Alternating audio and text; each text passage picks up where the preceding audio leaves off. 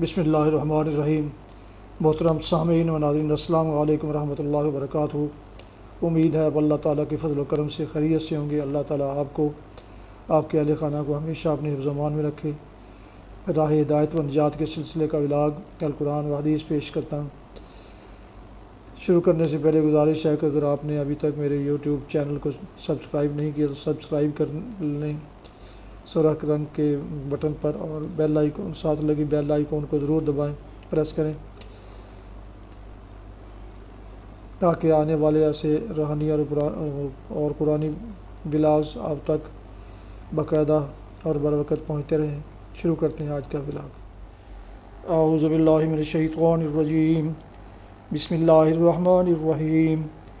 ان اللہ فالق الحب والنوا یخرج الحی من المیت ومخرج المیت من الحی ذالکم اللہ فانا تؤفکون۔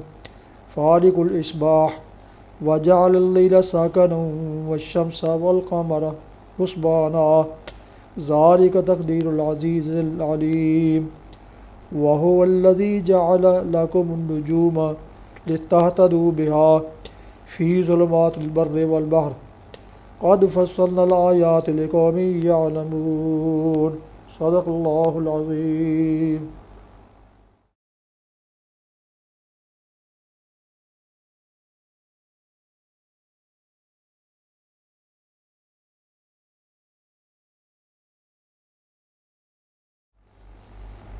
ابھی آپ نے سورہ الانعام کی آیات مبارکہ 95 تا 97 کی تلاوت سماعت فرمائی۔ اس کا اردو ترجمہ پیش کرتا ہوں۔ ان اللہ فالق الحب والنوا، دانے اور گٹھلی کو پھاڑنے والا اللہ ہے۔ وہی زندہ کو مردہ سے نکالتا ہے اور وہی مردہ کو زندہ سے خارج کرتا ہے۔ یہ سارے کام کرنے والا تو اللہ ہے، پھر تم کدھر بہہ کے چلے جا رہے ہو؟ پردہ شب کو چاک کر کے وہی صبح نکالتا ہے۔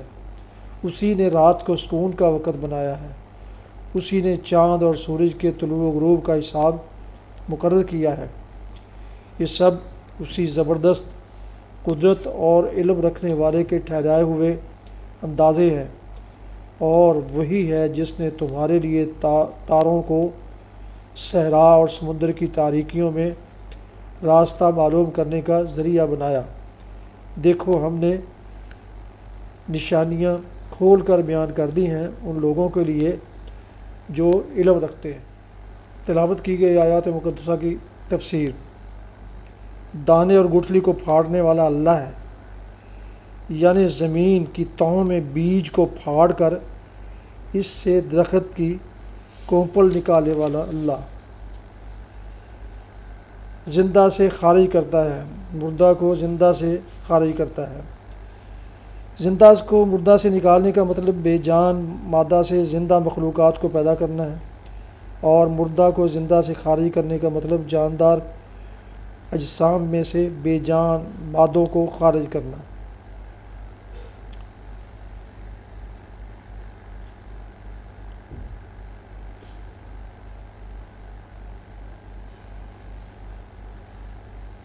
دیکھو، ہم نے نشانیاں کھول کر رکھ دی ہیں، بیان کر دی ہیں ان لوگوں کے لیے جو علم رکھتے ہیں، یعنی اس حقیقت کی نشانیاں کہ خدا صرف ایک ہے، کوئی دوسرا نہ خدائی کی صفات رکھتا ہے، نہ خدائی کے اختیارات میں حصہ دار ہے، اور نہ خدائی کے حقوق میں سے کسی حق کا مستحق ہے، مگر ان نشانیوں اور علامتوں سے حقیقت تک پہنچنا جاہلوں کے بس کی بات نہیں۔ اس دولت سے بہرہ ور صرف وہی لوگ ہو سکتے ہیں جو علمی طریق پر آثار کائنات کا مشاہدہ کرتے ہیں۔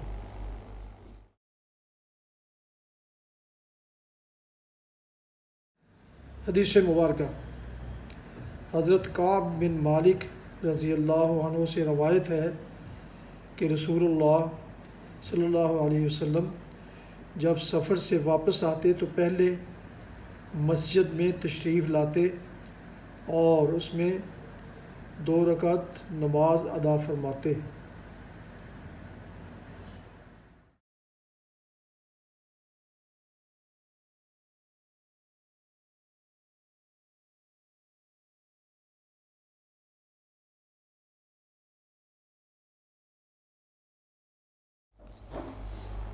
ناظرین و سامعین محترم اور پیارے ویورز، یہ تھا آج کا راہ ہدایت و نجات کے سلسلے کا ولاگ القرآن و حدیث، جس میں آج آپ نے سورہ الانعام کی آیات مبارکہ 95 تا 97 کی تلاوت، ترجمہ اور تفسیر سماعت فرمائی۔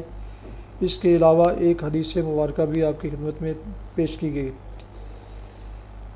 اگر آپ نے ابھی تک میرے یوٹیوب چینل کو سبسکرائب نہیں کیا تو سبسکرائب کر کے، لائک کر کے بیل آئیکن کو ضرور پریس کر لیں، اور مناسب سمجھے تو دوستوں سے بھی شیئر کر لیں، یقیناً اس کا ثواب آپ کو اضافی ملے گا۔ تو اور بیل آئیکن کو پریس کرنا اس لیے نہ بھولیں کہ آپ کو یہ ولاگ باقاعدہ اور بر وقت ملتا رہے گا انشاءاللہ۔ اللہ تعالیٰ آپ کا حامی و ناصر ہو۔ اللہ تعالیٰ آپ کو، آپ کے لکھانہ کو ہمیشہ اپنے حفظ و امان میں رکھے، آمین۔